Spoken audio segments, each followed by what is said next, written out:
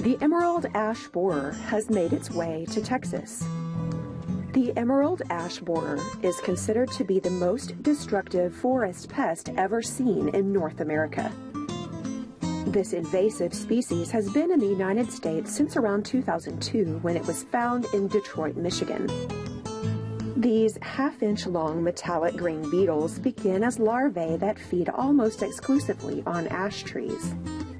The larvae eat out these serpentine tunnels underneath the bark of infested trees, damaging the tree's ability to grow properly. Signs of damage include a thinning canopy, growth from the bottom of the tree, and woodpecker damage.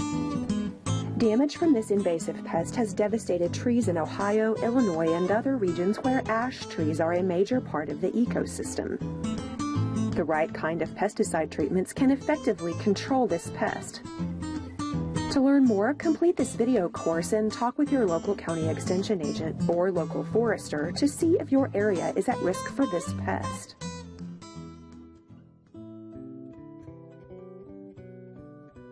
Ash trees are the primary food source of the emerald ash borer, so it's vital to be able to identify ash trees to know if your trees are at risk. There are 21 different species of ash trees in North America, north of the Mexican border. Texas has 7 species of ash: green ash, white ash, Carolina ash, Texas ash, water ash, Mexican ash, and Arizona ash. They are a popular hardwood shade tree in many parts of the state. Ash trees have opposite leaves and are usually pinnately compound. Most ash species are dioecious. This means that there are male and female trees. Female ash trees bear seeds in bundles known as samaras.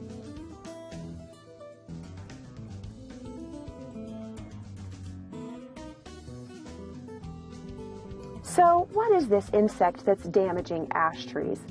The emerald ash borer is a true beetle, meaning it is from the order Coleoptera. Its proper name is Agrylus planipennis. In this video, we will simply call it the emerald ash borer, or EAB for short. The EAB attacks all species of ash. It attacks both weakened and healthy trees alike. It devastates trees in both forests and urban areas with equal force. So far, the EAB has killed millions of ash trees across the central and northeastern parts of the United States. In one study of native forest land in southeast Michigan, the beetle killed more than 99% of ash trees growing there. That pattern has continued as these beetles have spread.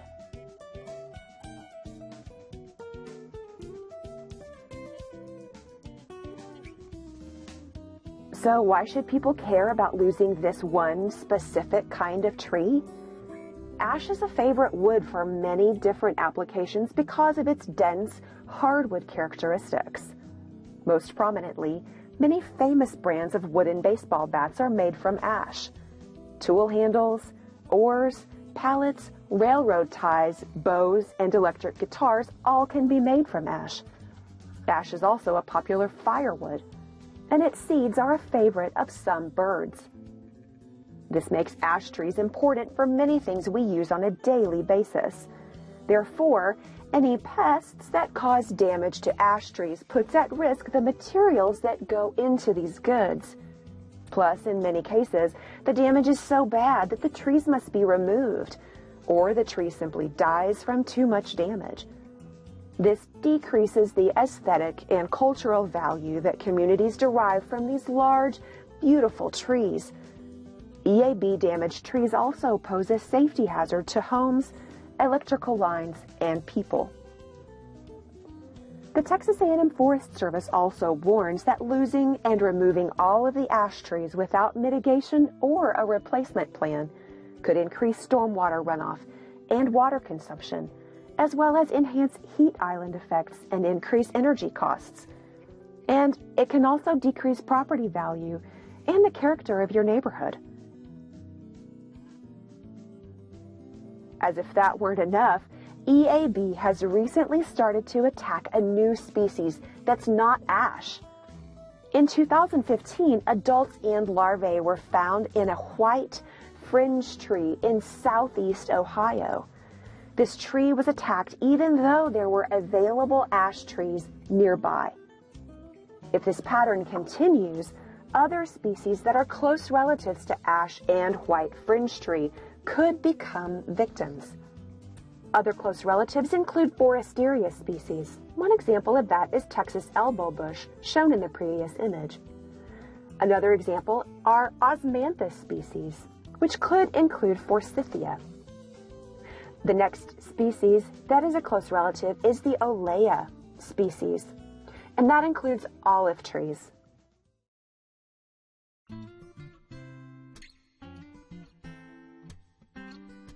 The EAB is a native of Asia. It ranges from China to Korea and eastern parts of Russia. That makes it an invasive species here in North America.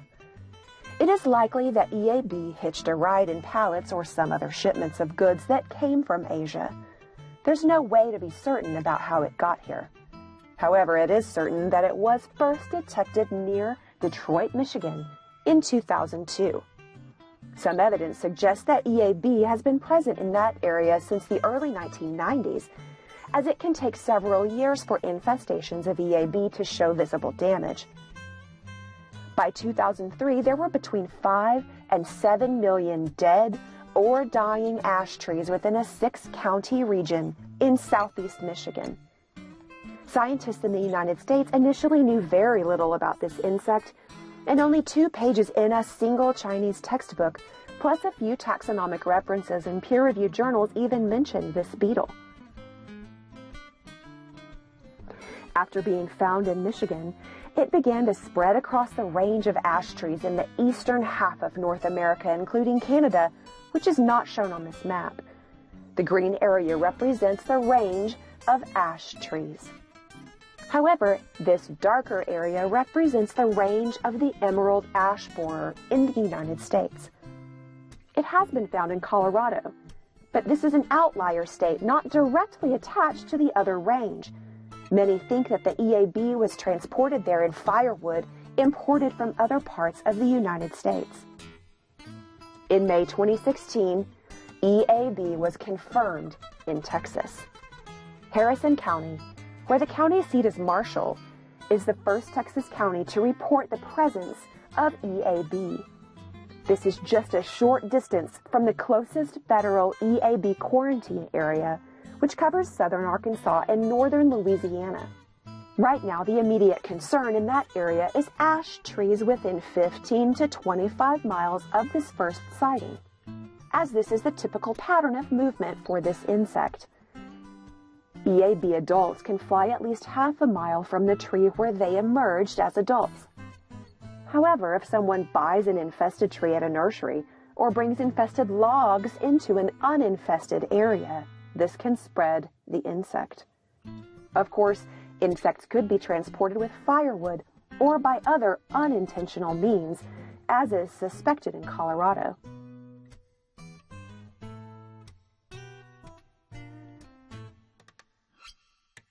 Emerald ash borer adults live for 2 to 3 weeks and feed on ash leaves during that time. Females can lay 65 to 90 eggs each. This is what the eggs look like when they're freshly laid, and then they dry to a golden brown, shown here on the right. Eggs are laid on the bark of ash trees or in the crevices between the bark. These tiny, newly hatched larvae bore through a thin layer of bark and then begin to feed just under the bark. The larvae move in S-shaped patterns, creating a serpentine gallery. They eat the layer of the tree that includes the xylem and phloem, or the water and food transportation system inside the tree. Soon the water and food transportation system in the tree is cut off. Often, infestations begin in the upper portions of the tree, which make early detection difficult. The more xylem and phloem that are cut off, the more the upper portions of the tree begin to die. In response, trees often send up shoots from the lower portions. This is known as epicormic growth. Larvae overwinter in the bark and outer sapwood of the tree. When it's time to come out of this overwintering, which is also known as diapause, larvae grow through 4 life stages, or instars, before they pupate. This development usually takes 2 to 3 weeks. When pupation is complete, the adult beetles emerge. As they eat their way out of the bark, they create a 2 to 3 millimeter D-shaped exit hole. Adults begin to emerge in mid to late May and continue through June. It can sometimes take years of infestation before damage becomes noticeable. Canopy dieback usually starts at the top of the tree. Up to half of the branches may die in just 1 year. Most of the canopy will die within 2 years of the first observation of symptoms. After the canopy begins to thin, mature trees will usually die in 2 to 4 years. Younger trees can die in just 1 year.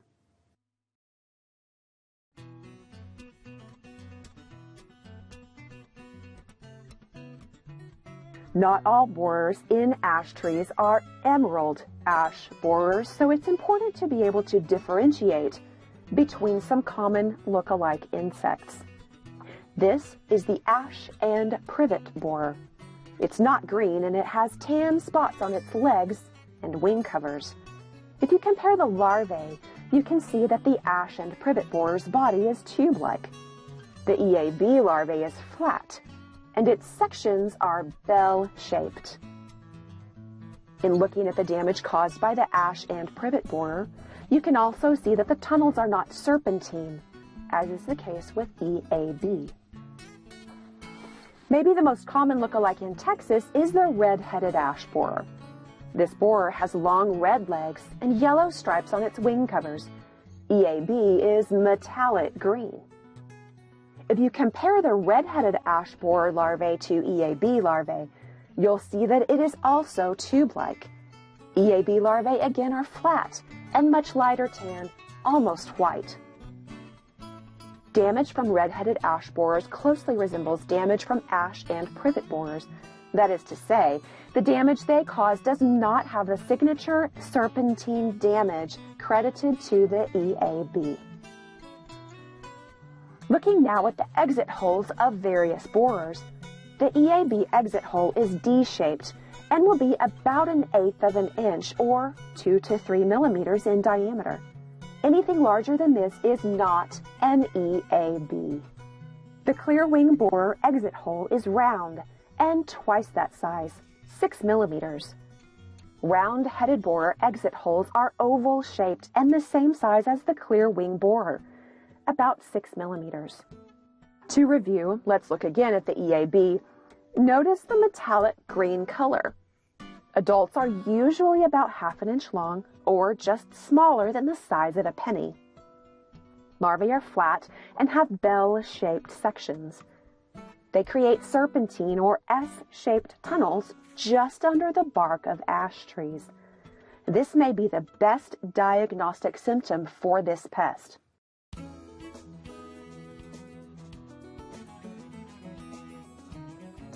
There is hope for our ash trees in Texas. First, monitoring efforts for EAB have been going on in Texas for some time. The range of ash in North America definitely spreads into Texas, with most being east of I-35 in the northeastern part of the state. Second, ash trees are less dense in Texas than in other states where EAB has been so devastating. Ash accounts for less than 2% of Texas's forest canopy. In Austin, ash trees make up more than 4% of the urban forest. Now, that's 1 million trees. Just to give you a reference, ash accounts for up to 25% of Colorado's urban tree population. Ash trees make up 12% of Chicago's urban tree population, and in Minneapolis, ash trees account for 15% of the tree population. Iowa, Pennsylvania, and Missouri each have between 14 to 16% of their urban population of trees in ash. Next, of 3 species of parasitic wasps imported from China, 2 have adapted to attack EAB larvae.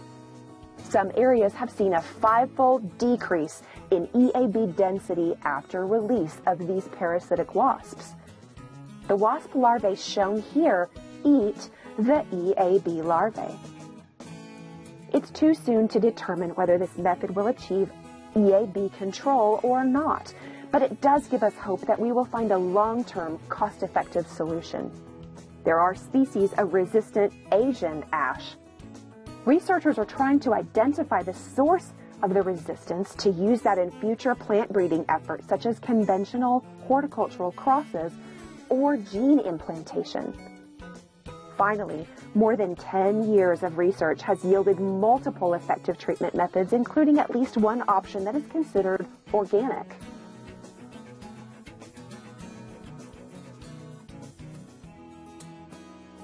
First, think preventive management.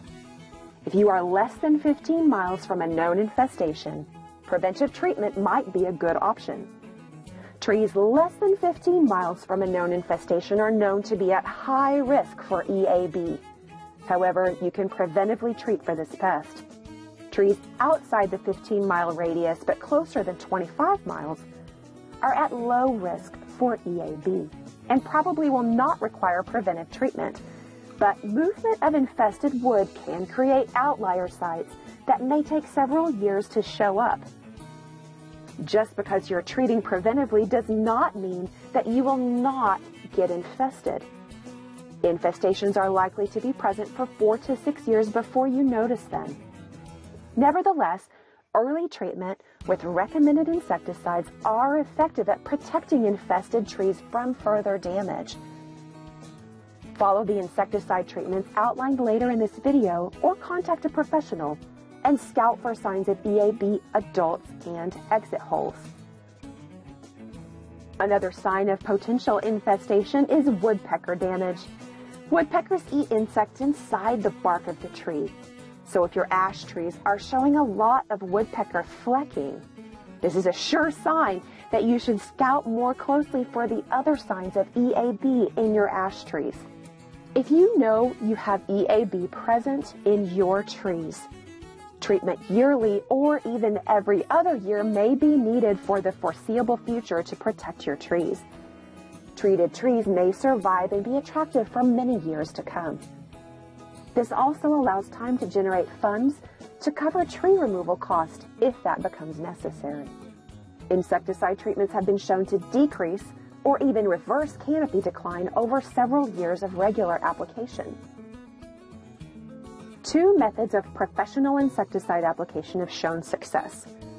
Trunk injection with emamectin benzoate every 2 to 3 years, or imidacloprid every 1 to 2 years, or azadirachtin annually have been effective.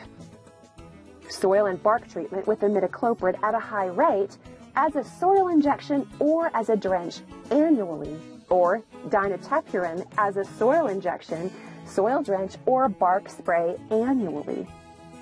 Applying the soil injection or soil drench within 2 feet of the trunk has the best effect. Specific insecticides have demonstrated success. Emamectin benzoate can achieve 98 to 99% control for 2 years. It kills adults feeding on leaves and kills larvae inside the cambium. Emamectin benzoate is a restricted use pesticide, so you must be licensed or certified by TDA to lawfully purchase this pesticide. This pesticide is typically applied via injection to the root flare of a tree by an arborist or a tree care professional. Imidacloprid applied at twice the rate can achieve 96% control. This kills adults feeding on leaves. Spring applications are more effective than fall applications. Dinotefuran trunk spray moves through the bark or the roots into the cambium area. This is most effective when trees are young and bark is thin. This can achieve a 96% control. It also kills adults feeding on leaves. Azadirachtin is the organic pesticide approved for control of EAB. It's derived from the neem tree. After treatment, young larvae die inside treated trees. Up to 80% control can be achieved in trees treated every 2 years, but it should be applied annually. So how do you know when you need to make the decision to have a damaged tree removed? Michigan State University developed this scale, the Smitley scale, to help with those decisions. It ranges from 0% defoliation to 100% defoliation. If a tree has lost 30 to 40% of its leaves, it may not be salvageable. Unfortunately, tree removal does not slow the spread of EAB into new areas. You may want to treat with an insecticide to buy yourself some time to plan for tree removal. Tree removal is not cheap, so you may need to save up money to have the service done for you. Homeowners do have choices. All of the previous insecticide suggestions were for professional application, so discuss those options with a professional provider. Homeowners can apply a high labeled rate of imidacloprid as a soil drench within 2 feet of the trunk. However, first you should remove mulch, sod, or other organic matter before application. This should be repeated annually in the spring for best results. Alternatively, homeowners can apply dinotecturine granules evenly to the soil surface within 1 to 2 feet of the trunk, and this should be done annually. As a preventive measure, all Texans are encouraged not to move firewood, even inside the state.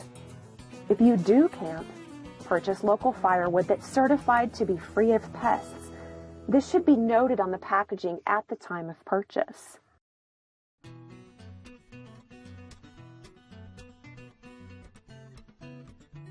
Research and monitoring will continue throughout the state. The Texas A&M Forest Service has been monitoring EAB since 2012 by putting out traps in strategic areas each spring when adults emerge. Monitoring traps continues over the summer months while the EAB adults are active. The location where EAB was confirmed is being continually monitored. The trees in that area where the EAB adults were captured has shown no signs of damage from that insect. If you have ash trees and live in an area near a known infestation, scout regularly for signs of damage discussed earlier in this video. To stay up to date on the most recent research and educational information on EAB, stay connected to your local county extension agent or your local Texas A&M Forest Service forester.